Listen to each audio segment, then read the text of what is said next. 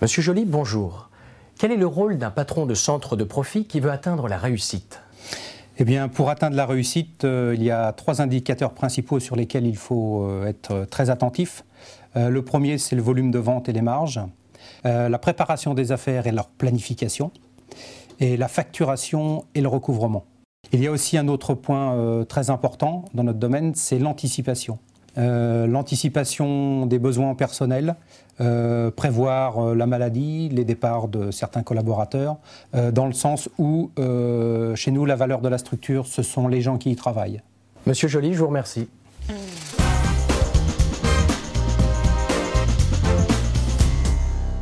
Que doit mettre en place un conducteur de travaux pour exercer son activité dans la sérénité? Un conducteur de travaux, pour qu'il exerce son métier le plus facilement possible, doit commencer par lire les pièces marché, ce qui est prévu au marché, vérifier que la correspondance avec le devis qu'a réalisé le commercial, et ensuite il peut commencer à prendre rendez-vous pour faire une prise de cote de témoin et valider l'aspect technique. Une fois qu'il a validé l'aspect technique, il faut faire des plans, les faire valider par le client, l'architecte, pour qu'on puisse arriver à une validation complète du projet. Ensuite, on planifie la pose avec un délai. Alors, il faut absolument respecter le délai, sinon on peut avoir des pénalités de retard. Et ensuite, donc, on s'occupe de tous les fournisseurs, le poseur, tous les bons de commande, toutes les validations avec les entreprises. On a quand même des réunions hebdomadaires toutes les semaines pour vérifier si le délai ne dérape pas, si on peut avancer le délai ou reculer le délai en fonction des travaux qui sont à réaliser. Quand toutes ces conditions sont réunies, nous pouvons travailler dans la sérénité.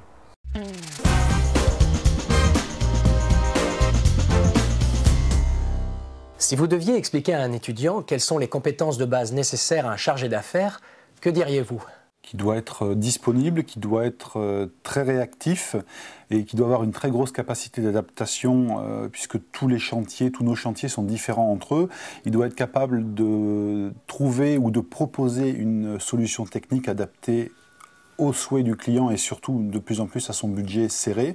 Et il doit être toujours à l'écoute du moindre détail, la moindre demande du client. Donc en conclusion, je pense que s'il a ses compétences, ses capacités, il est tout à fait à même de réussir son challenge.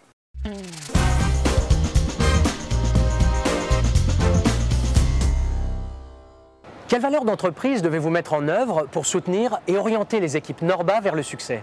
Alors pour soutenir les équipes Norba, nous mettons en œuvre des valeurs propres à notre métier qui est le chantier.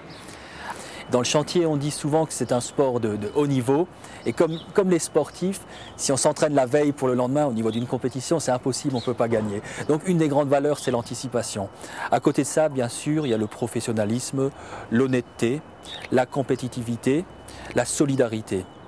Toutes ces valeurs, nous essayons de les mettre en place tous les jours pour animer nos équipes, pour arriver à un niveau de rentabilité, pour prendre des risques, certes maîtrisés, qui nous amènent vers le succès. Merci.